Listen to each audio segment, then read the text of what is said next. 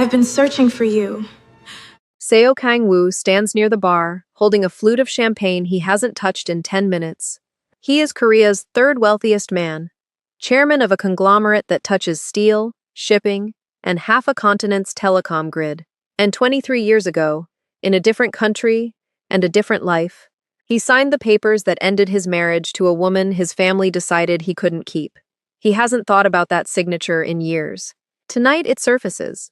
A young woman steps onto the small stage near the auction tables to accept a scholarship she helped fund through a nonprofit she runs out of a converted brownstone in Harlem. Her accent is pure New York, nothing close to Seoul. Still, something in her cadence stops him cold. The way she pauses before a hard consonant. The way her head tilts when she searches for a word. He's heard that exact rhythm before. From a woman he loved at 26 and lost at 28. His aide leans in to ask if he's ready to leave. He doesn't answer. He's watching the young woman tuck a loose curl behind her ear with her left hand, the same wrist angle Maya Johnson used without thinking. Back when noticing her was the only thing he did all day. Kang-woo trained himself out of sentiment a long time ago. Sentiment cost him a marriage and nearly cost him his father's company. He rebuilt into a man who reads a room before he reads a contract, who senses a lie from across a table, who hasn't been caught off guard in a meeting since 2009. None of that prepares him for a stranger's hands. He asks a board member who she is. Nia Johnson, the man says, runs an education nonprofit. Good face for the foundation's next campaign. Kang-woo isn't listening anymore. He's doing math he hasn't touched since the year he left Seoul, a different person than the one who arrived. 23 years. A daughter would be 22 or 23 now, if Maya had been pregnant before the divorce closed, if she'd never managed to tell him, if his family had made certain she never could. He tells himself it's coincidence. People share gestures by accident. The world is large enough for that. He doesn't believe it for a second. After her speech, Nia crosses toward the dessert table, and for 3 seconds their eyes meet from 20 feet away. She gives him the nod a stranger gives a stranger, at an event neither of them wanted to attend. Nothing more. She has no idea who he is, beyond a name on a donor list. She grew up resenting a father she never met, a man her mother described only once, as someone who chose his family's money over his own. She built her adult life in direct opposition to that ghost. Generous, where he was supposedly cold. Present, where he was supposedly absent. The ghost is standing across the room, holding a glass he still hasn't finished. Kang-woo leaves the gala early. In the car, he says one sentence to Young, his head of security, a man who's worked for him since before the divorce, who remembers Maya, who remembers the version of Kang-woo that existed before the company swallowed the rest of him. Find out everything about her, quietly, tonight. Young doesn't ask who. He's already pulling out his phone. 3 hours later, on the 41st floor of a building Kang-woo owns outright, Young returns with a folder and a face that's lost its usual composure. He doesn't speak right away. He sets a single page on the desk and steps back, the way a man steps back from something he doesn't want, standing too close when it goes off. Kang-woo looks down. A genetic comparison. A probability score in bold type at the top. 99.98%. He's built and lost fortunes in a single afternoon. He's sat across from prime ministers and walked away with treaties signed in his favor. None of it taught him how to read 4 numbers and feel his chest cave in at the same time.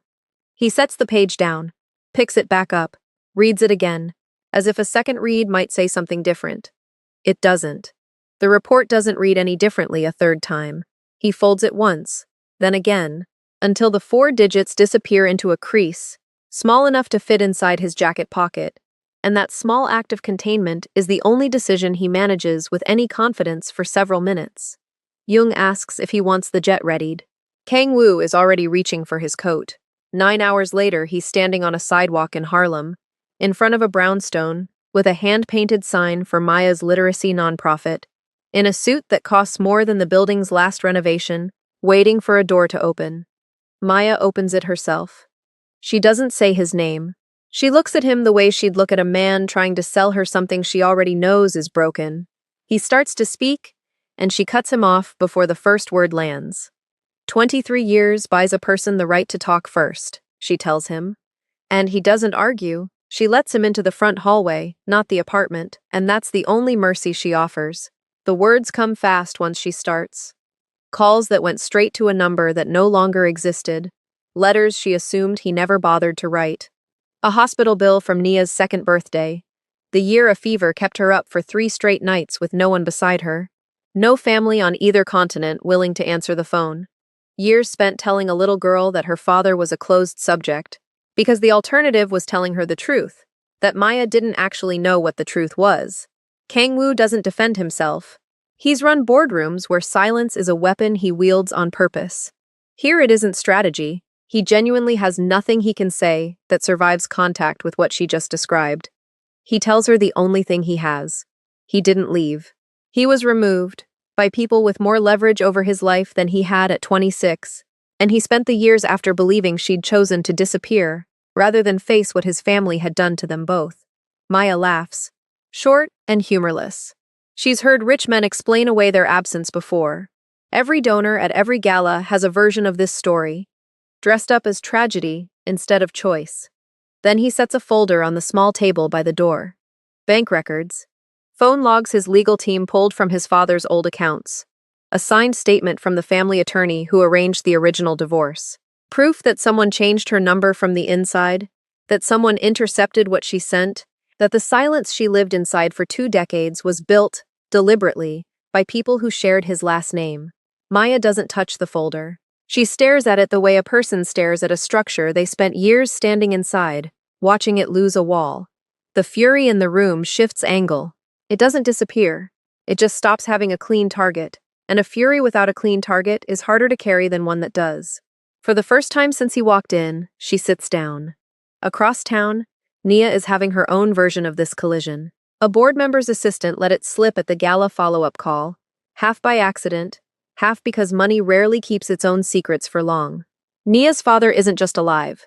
He's Seo Kang-woo, chairman, a name she's seen in business headlines without once connecting it to the empty space at her kitchen table growing up. He calls her directly that evening. She lets it ring twice before answering, mostly to prove to herself she could. He offers an apartment in a building she's walked past 100 times without affording the lobby. She tells him she already has one. He offers to clear whatever debt remains from school. She tells him the debt is hers, earned honestly, and she'd like to keep it that way. He offers introductions, connections, the entire machinery of his world laid open for her use. She tells him no to all of it, evenly, like she's been rehearsing the word her whole life without knowing who it was for. He hears punishment in her refusal. She hears an apology dressed up as a transaction, the same move rich men make when they want absolution without doing the slower work of earning it. Later that night, back at her mother's apartment, Nia goes looking for an old photo album to settle her nerves before bed, something familiar to hold on to after a day that rearranged her entire history. In the back of her mother's closet, behind a stack of winter coats, she finds a shoebox sealed shut, with packing tape gone brittle with age. Inside, when she finally breaks the seal, there are letters, dozens of them, then more beneath those, then more beneath those. Every envelope addressed in the same handwriting. Everyone marked with a sole postmark from a year she was too young to remember. Every single one still sealed. The first letter Nia opens is dated 3 months after her mother left Seoul, and the handwriting inside is frantic, in a way money never sounds in the headlines she's read about this man. He writes that he's hired 3 investigators. He writes that he's tried every number he has for Maya and gotten silence on all of them. He writes that his father told him she left on her own, that she wanted nothing more to do with the family, and that some buried part of him refuses to believe it. The part that remembers how she used to argue with him for 20 minutes about nothing, rather than walk away from an unfinished conversation. Nia reads through the night. The letters change over the years, frantic giving way to something quieter and more wounded, search efforts giving way to resignation, resignation giving way to a kind of grief that doesn't perform itself for anyone, since the man writing these had no idea anyone would ever read them. The father she built in her head for 23 years was simple, rich, cold, gone by choice. The man on these pages searched a continent for a woman his own family told him to forget, and kept writing to a daughter he didn't know existed yet, just in case. She sits with that contradiction until the sun comes up. Kang Woo isn't sleeping either. He's 3 floors below his own executive suite, in a records room his assistant didn't know existed until last night. Going through 2 decades of internal correspondence, with a forensics team he swore to secrecy. What surfaces by morning isn't a rumor. It's documentation, a memo from his father, 18 years dead, outlining the strategy to protect the dynasty from what he called an unsuitable union. A wire transfer to the telecom provider that changed Maya's number within a week of the divorce filing. A signed retainer agreement with the family attorney, who drafted both the divorce papers and, 6 months later, a non-disclosure arrangement nobody asked Kang Woo to approve, because nobody asked Kang Woo anything back then. 3 board members appear in the paper trail by name. Men who still sit 2 seats down from him at every quarterly meeting. Men who've shaken his hand at funerals and weddings since, fully aware of what they helped bury. He doesn't confront them yet. He sits with the documents the way a surgeon sits with a scan, before deciding where to cut. Word moves fast inside companies built on appearances. By the second day, 2 of the named board members have lawyers on retainer, and 1 has quietly liquidated a portion of his holdings.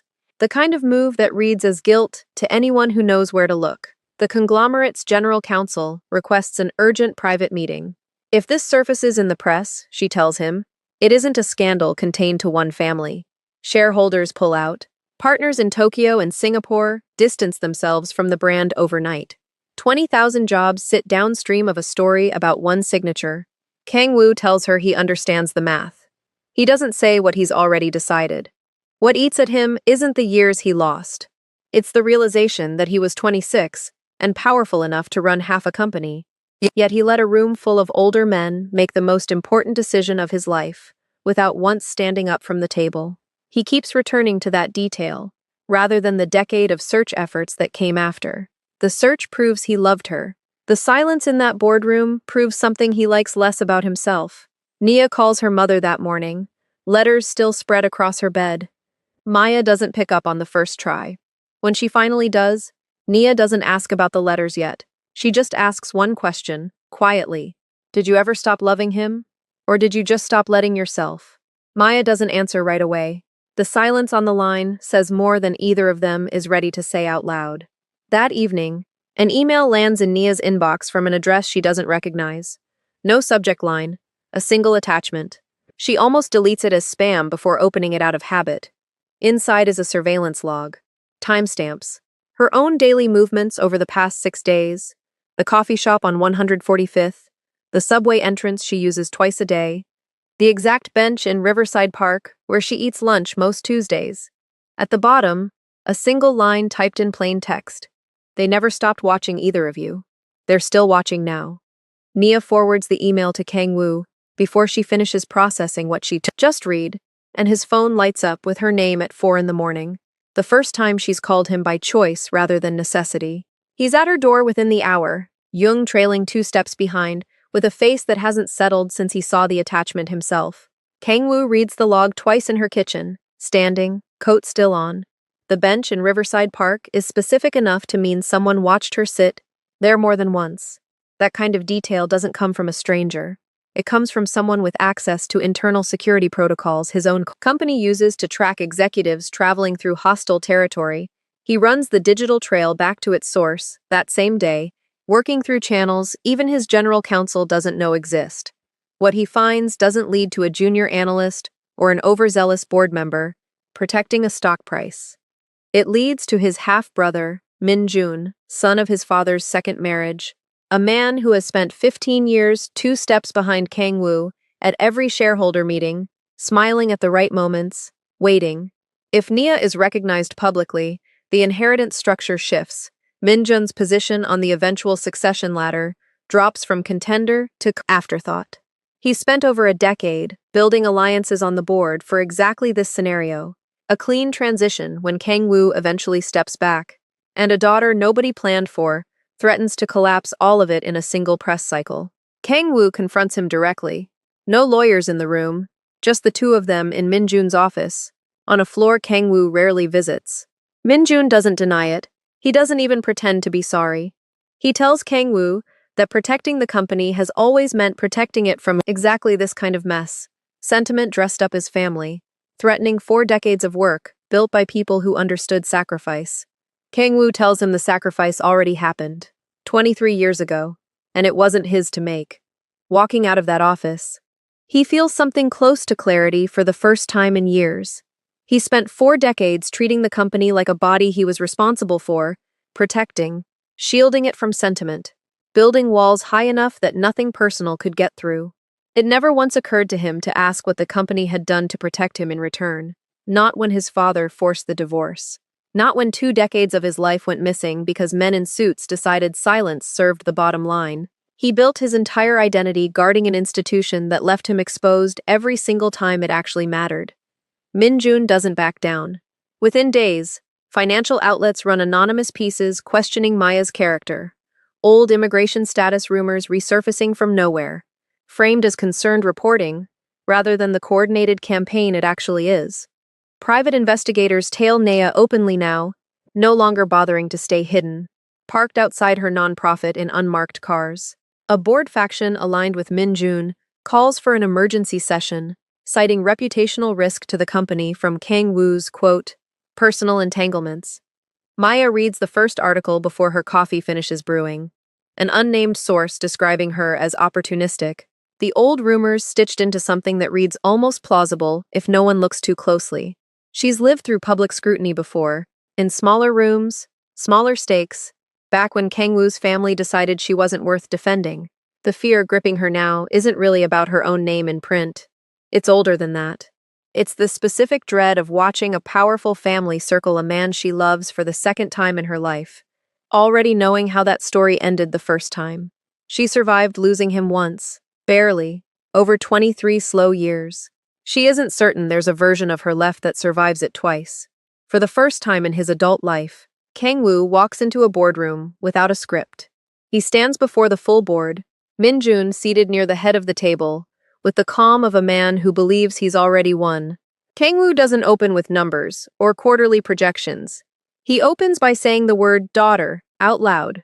In that room, for the first time since the divorce reshaped his life decades ago.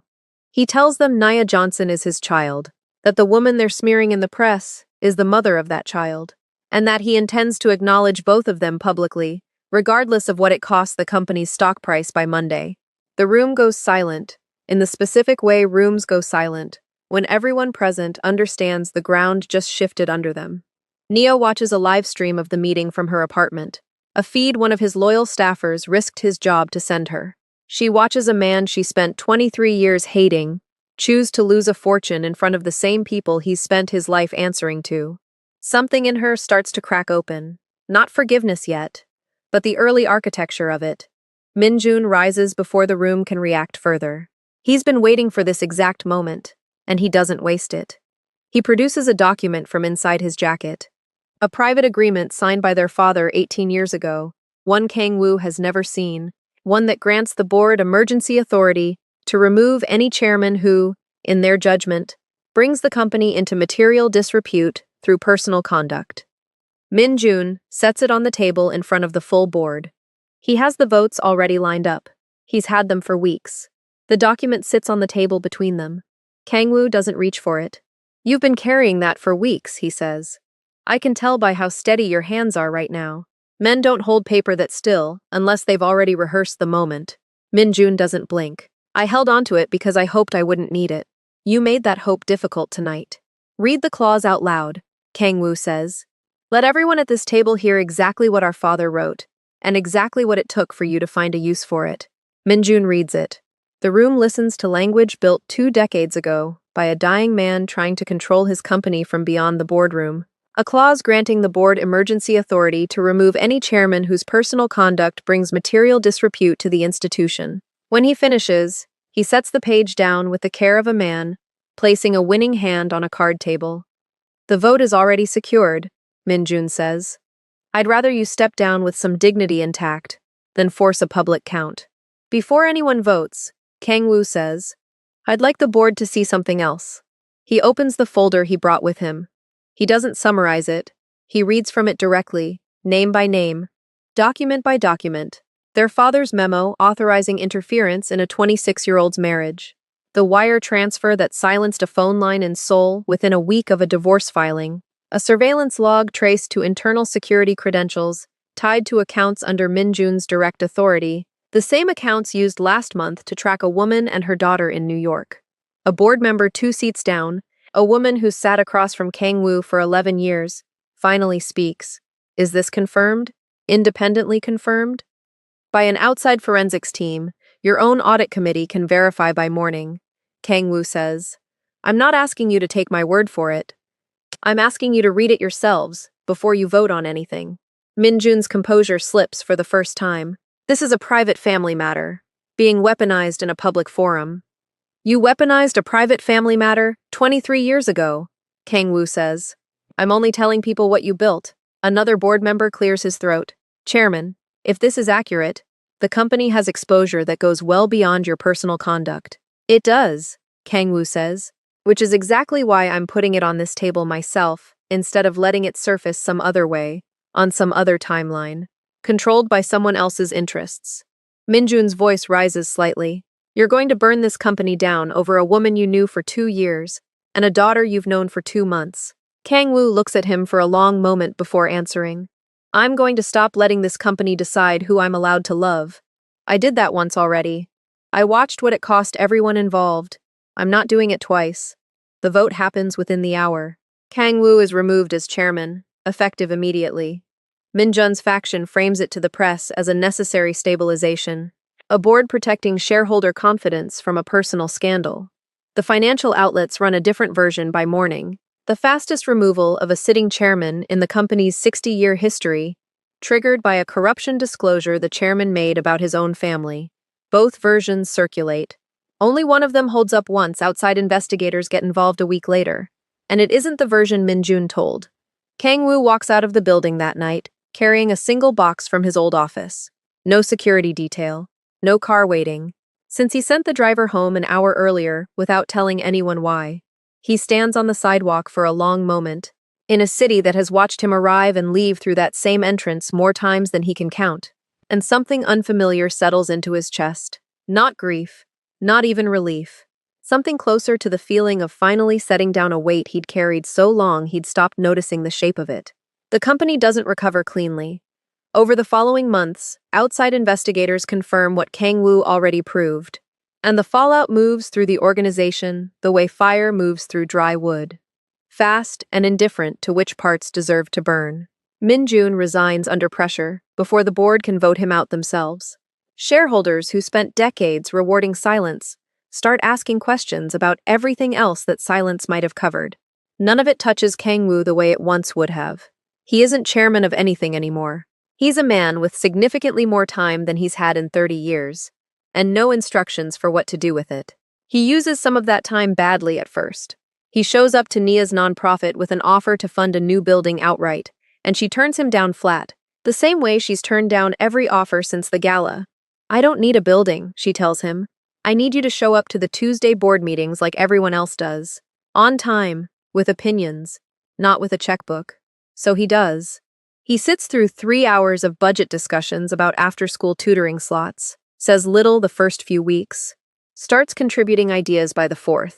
He learns she takes her coffee from the cart on the corner, not the espresso bar 2 blocks down he assumed she'd prefer. He learns she hates being interrupted mid-sentence more than almost anything else, a habit she traces back to a childhood spent rarely being asked to finish a thought.